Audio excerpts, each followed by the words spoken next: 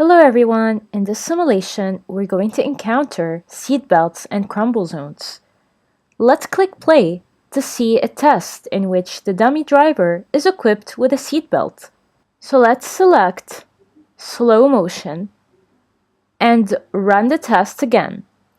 Concentrate on the space around the driver. What happens to this space? Yes, it is squeezed, trapping the driver's legs. Now let's click reset to reset the screen.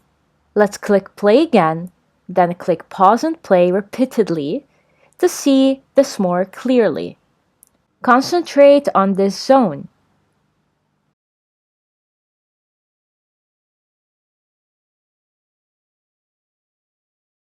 While modern cars are designed to enclose the driver and passengers in a strong safety cell.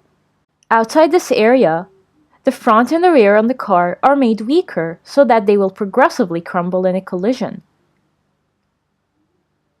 These areas are called crumble zones.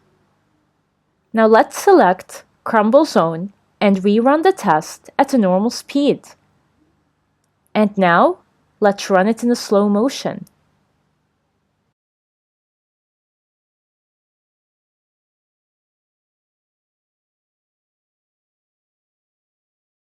What happens to the space around the dummy driver this time?